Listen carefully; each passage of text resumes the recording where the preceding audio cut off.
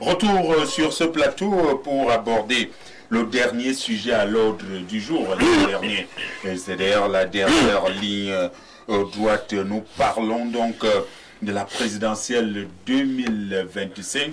C'est officiellement lancé après, n'est-ce pas, la convocation du corps électoral.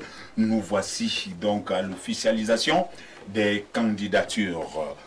Paul Biya ne s'est pas prononcé depuis, n'est-ce pas, bien avant, n'est-ce pas, la convocation du corps électoral.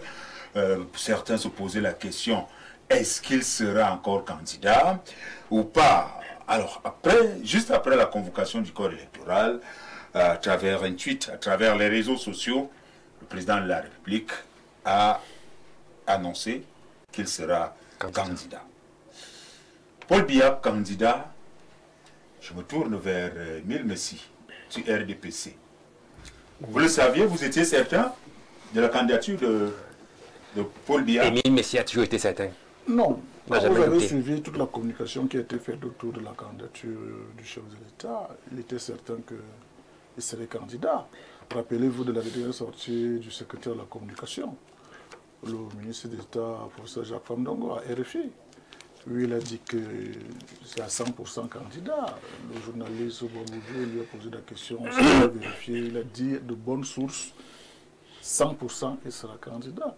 Donc c'est vrai. Même si quelques heures avant, c'est vrai que le ministre de la Communication, tout à fait, qui était dans sa posture. Lui, il parlait du 50-50. Oui, là, il était dans la posture du porte-parole du gouvernement.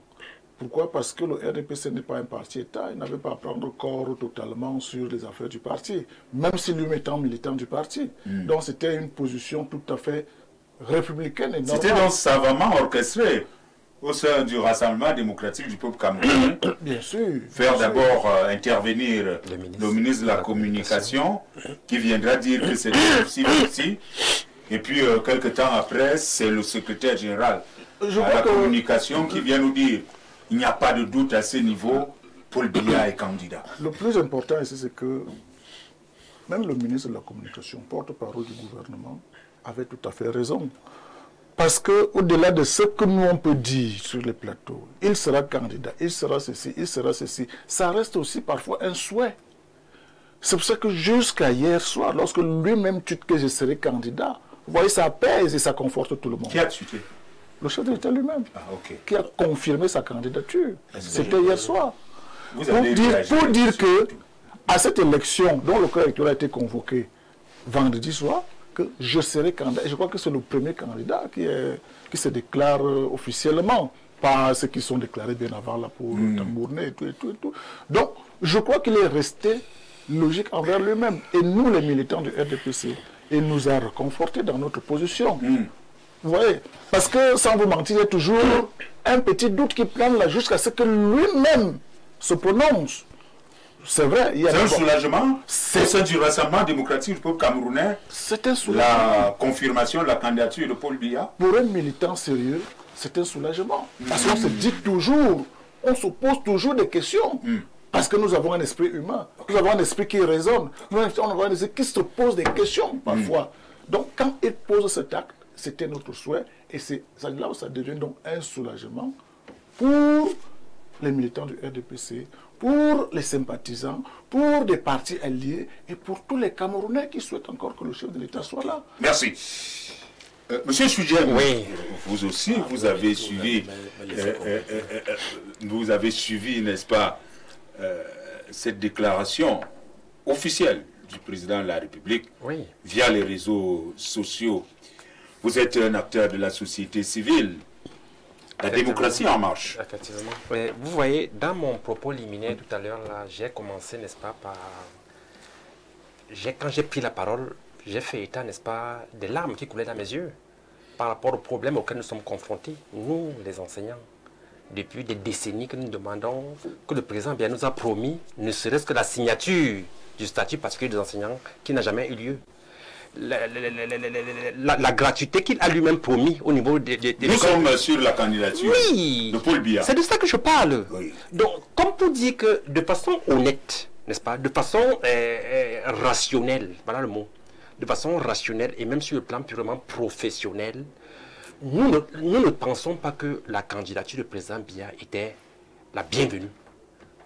D'abord par rapport à son âge. Vu, n'est-ce pas, son âge, et vu, n'est-ce pas, outre la longévité au pouvoir, mais ce qu'est devenu, n'est-ce pas, l'économie nationale, la société camerounaise en général. Lorsqu'on sait qu'au Cameroun... Y a-t-il une interdiction quelque part, là? La longévité, l'âge? À quoi c'est la gouvernance? À quoi c'est la gouvernance, monsieur Charles Apollinaire? À quoi c'est la gouvernance d'un pays si ce n'est pas le bien-être des citoyens d'abord? Il faut d'abord le bien-être des citoyens. Y a-t-il eu obstacle entre-temps? Hein? Y a-t-il un problème? Mais si on devait même seulement se limiter chez les enseignants que nous sommes, nous qui n'avons pas de statut particulier depuis plus de 40 ans, nous qui demandons toujours que, n'est-ce pas, les enseignants soient directement intégrés, comme c'est le cas là-bas à l'ENAM et ailleurs. Jusqu'au niveau des instituteurs, par exemple, il faut faire ce qu'on appelle la contractualisation. N'est-ce pas? Et pourtant, ils ont fait des écoles normales, avec, n'est-ce pas, des certifications, avec des diplômes professionnels reconnus par l'État, délivrés même par l'État. Vous voyez? Avec toutes ces inégalités-là, avec toutes ces incompréhensions, avec, n'est-ce pas, est-ce que vous savez que l'Institut national des statistiques dit que 74,6% des jeunes sont au chômage au Cameroun? Donc, oui, le rapport avec la candidature, nous parlons de l'officialisation. Le rapport, c'est que, écoutez, on ne peut pas juger le président Biya comme on pourrait juger d'autres postulants à la présidentielle. Puisque lui, quand même, il a un parcours sur le plan, n'est-ce pas, de la gestion du pays. Or, les autres n'ont pas de parcours. Vous, particulièrement, vous n'attendez pas le président de la République? En toute honnêteté, moi particulièrement, je ne m'attendais pas que le président Biya se présente encore aux élections par rapport à son passé à la tête de l'État, qui n'est pas très positif. Monsieur Mboutou, vous brûlez d'envie de réagir. À 93 ans, Paul Biya l'a refait. Il est candidat à la présidentielle 2025. Vous êtes un Camerounais, un homme politique. Vous êtes également... vous avez plusieurs casquettes. Votre lecture? Non, je ne brûlais pas l'envie de réagir. Vous brûlez l'envie de compléter quelque chose? Oui. Allez-y, vous avez la parole, monsieur Mboutou. À monsieur Messi, que la position du porte-parole du gouvernement était conforme à la position du président de la République lui-même. Parce que le président de la République lui-même, au cours d'une interview dînatoire, avait dit que j'aviserai le moment venu si je reste ou bien si je rentre au village. Ça veut dire que lui-même, il était sur du 50-50, exactement le 50-50 dont le porte-parole du gouvernement.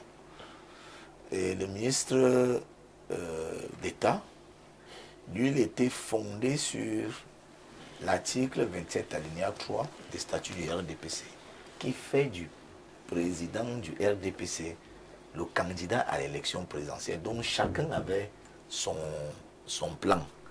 Donc personne n'a fauté, personne n'a... Mais seulement, là où les inquiétudes devraient normalement persister, et peut-être là où la position du 50-50 était plus adaptée, c'est parce que le statut ne peut pas être au-dessus de la volonté de l'acteur lui-même. Ça, ce n'est pas possible. Ce n'est pas parce qu'on dit que le statut dit que M. Mboutou, c'est lui qui doit être occuper telle fonction, que si moi je ne veux pas occuper ou bien je ne veux plus occuper la fonction, je serai seulement obligé parce que le statut dit. Donc au-delà du statut, il y a la volonté même de l'acteur qui est au-dessus de toute forme de réglementation. C'est pour ça que moi je pense que le ministre de la communication, pour lui c'était prudent vraiment de parler du 50-50 comme le président lui me l'avait dit. En attendant donc qu'il nous avise. Si le président n'avait pas dit par le passé qu'il aviserait, peut-être que la question allait être perçue autrement. Mais puisque lui m'avait dit qu'il aviserait s'il reste ou bien s'il part rester au village. Et je voudrais maintenant dire, en restant sur cette allocution du président de la République, il faut bien que les Camerounais comprennent que le président avait dit si je reste. Parce que ce n'est pas anodin. En français, l'emploi des mots n'est pas neutre. Le président à cette époque, il avait dit si je reste ou bien si je pars rester au village. Quand il a dit si je reste, il n'a pas dit Je verrai si je serai candidat à cette prochaine élection. Je crois que tout le monde a bien entendu comment le président de la République a dit si je reste. Parce qu'il sait que, au vu de son travail, au vu de ses résultats, au vu des attentes du peuple, au vu de son appareil qui est le RDPC, dès qu'il est candidat, c'est qu'il va rester. Donc il est tout à fait heureux pour nous les militants du RDPC de savoir que notre président de notre parti, le RDPC, a écouté toutes nos voix qui ont été élevées depuis plus de 2 ans aujourd'hui. Lui demandons de revenir se présenter. Que nous allons le soutenir. N'en déplaise. Sauf qu'il y a quand même des voix dans la N'en déplaise à ceux qui pensent qu'il est déjà assez âgé, qu'il a déjà mis l'homme au pouvoir. Mais il faut que les gens comprennent que dans la vie, toute chose est finie par finir. Donc, à un moment donné, il ne sera plus là, mais pour le moment, il est là.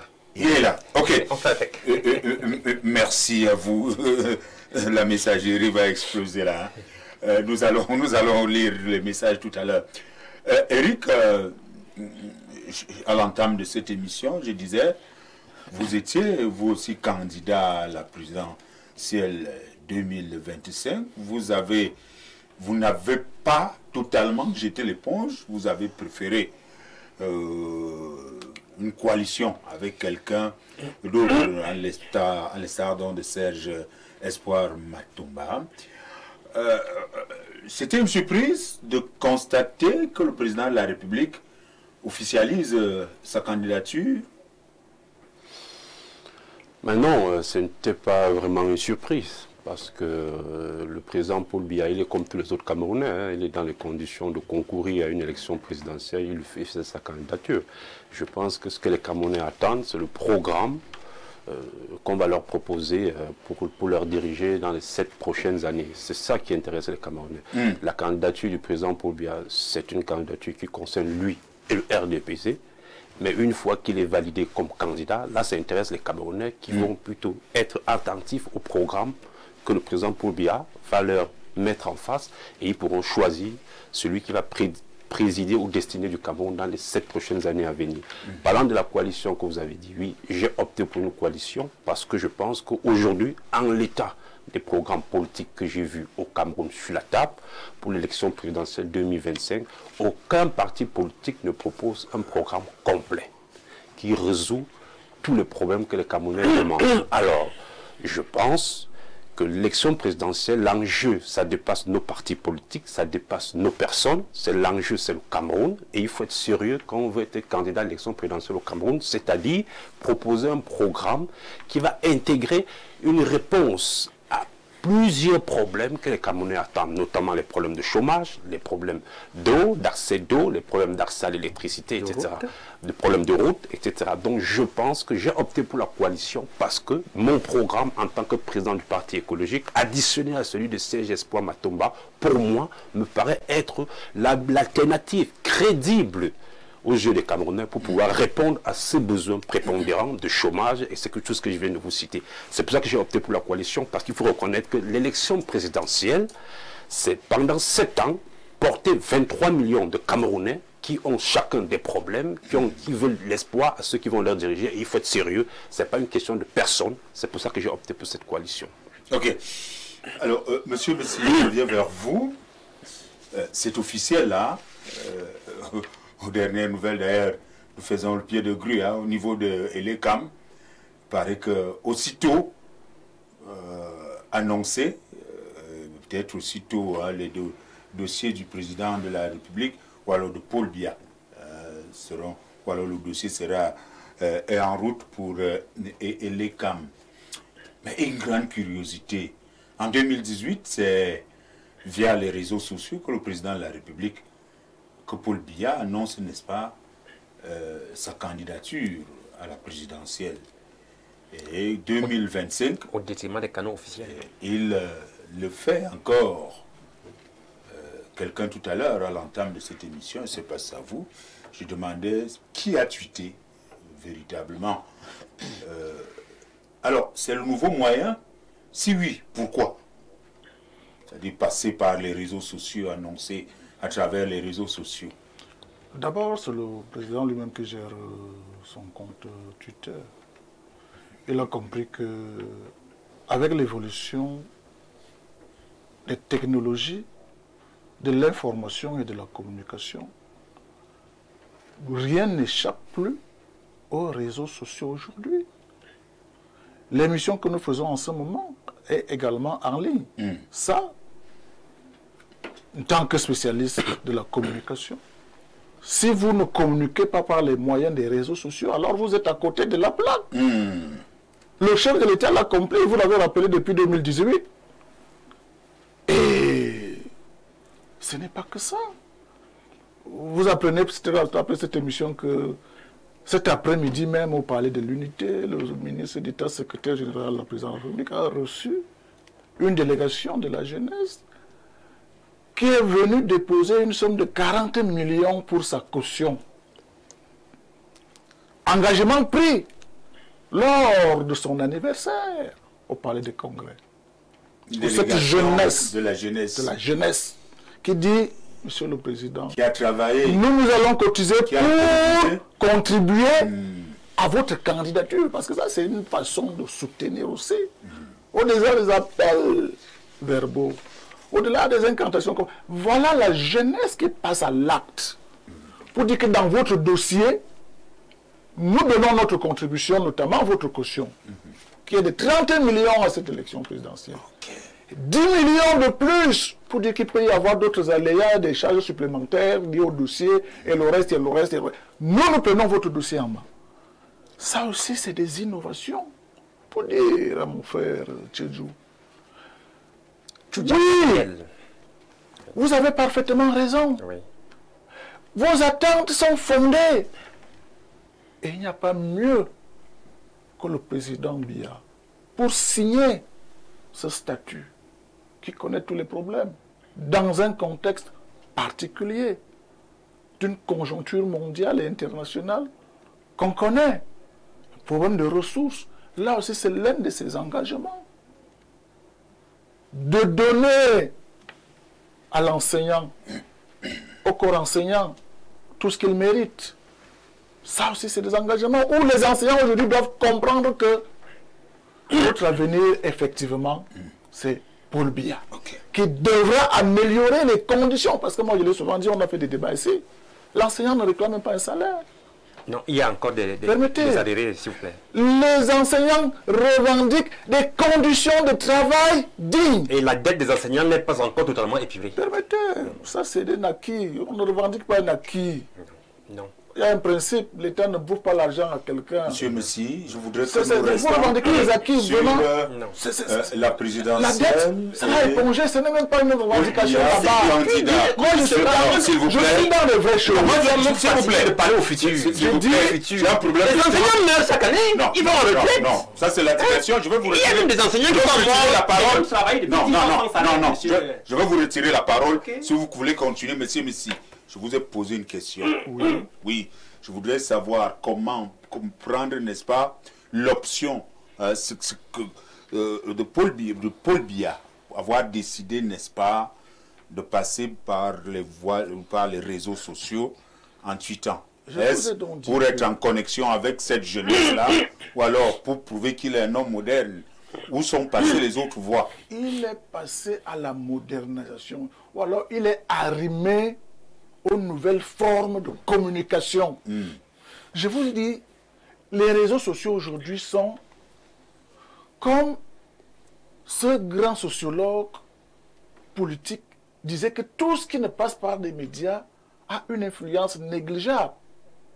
Et pour paraphraser cet auteur, tout ce qui ne passe pas par des réseaux sociaux aujourd'hui a une influence négligeable. Le chef de l'État l'a compris depuis 2018.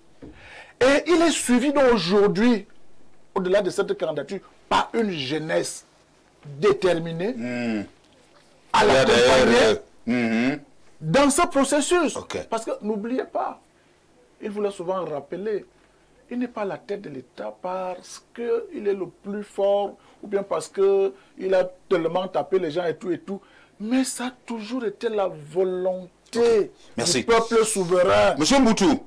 Monsieur Mboutou, oui, annonce via les réseaux sociaux. Quelqu'un me posait la question ce matin quand je venais au travail. Monsieur le journaliste, vous qui parlez là-bas, où est passé le président? Nous, on voudrait donc le voir. Quand même, lui aussi, peut-être lors, n'est-ce pas, de la déclaration de cette candidature. Je relais, n'est-ce pas, ce que les uns et les autres pensent ou disent. Est-ce que la présence physique du président de la République ne devait peut-être pas galvaniser également tous ces gens, cette jeunesse-là, ces militants et bien d'autres?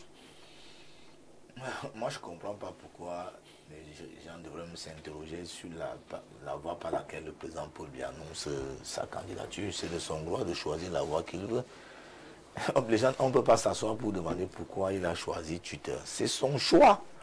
On doit déjà questionner maintenant tous les choix du président de la République. Mais les Camerounais se donnent une telle liberté sur ce tome qui n'a plus de choix.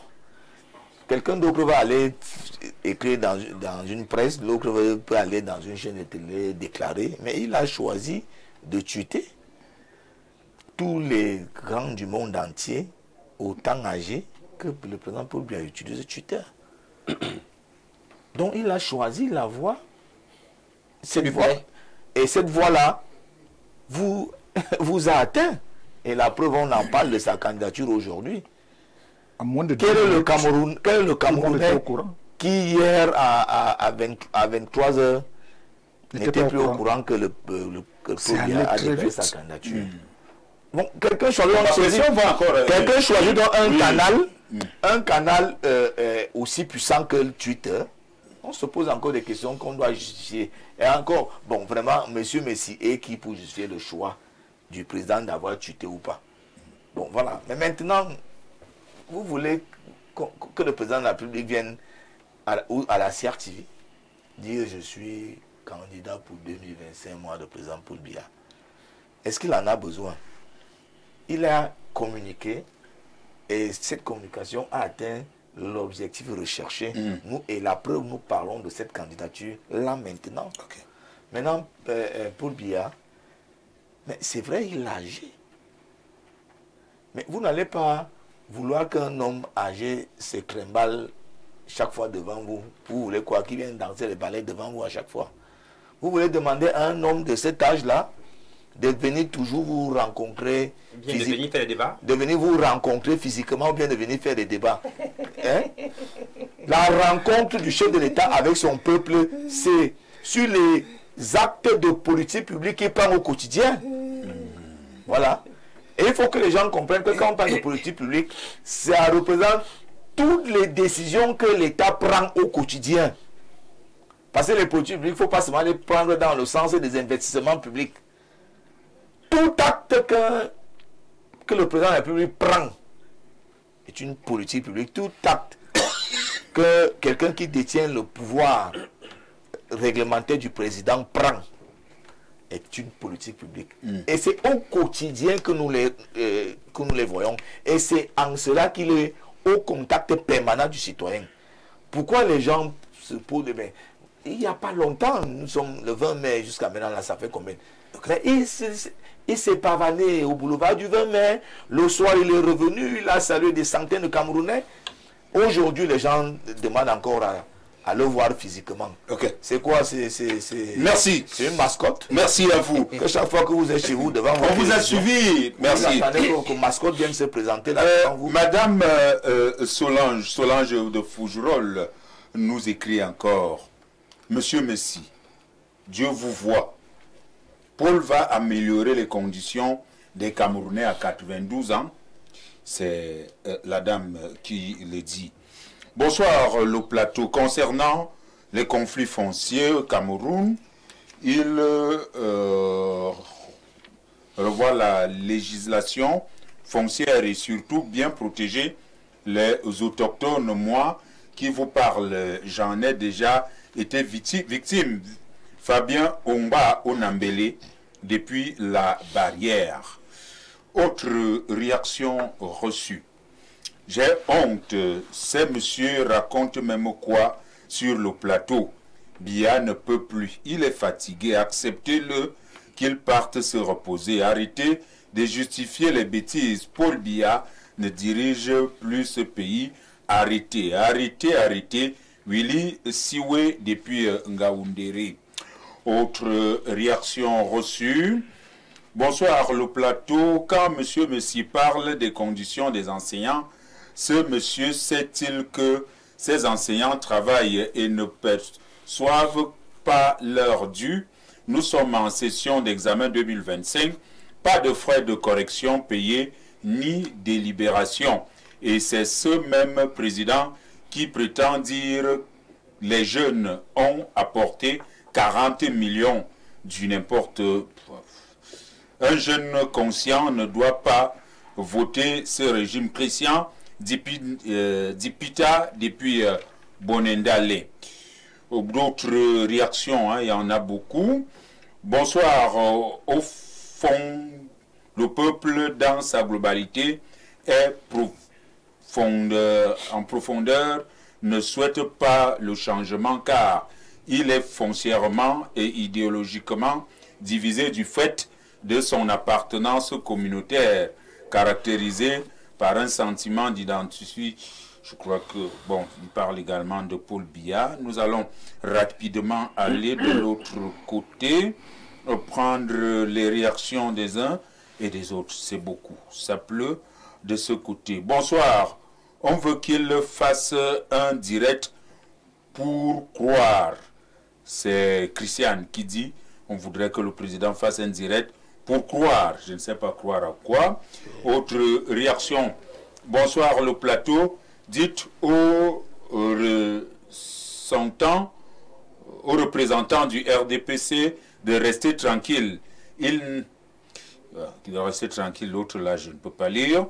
Bonsoir le plateau. J'aimerais savoir si M. Biya a annoncé lui-même qu'il est candidat ou c'est par communiqué du RDPC de soi un homme de 92 ans. J'espère qu'il fera campagne dans les 10 régions du Cameroun. Hubert depuis Port-Gentil.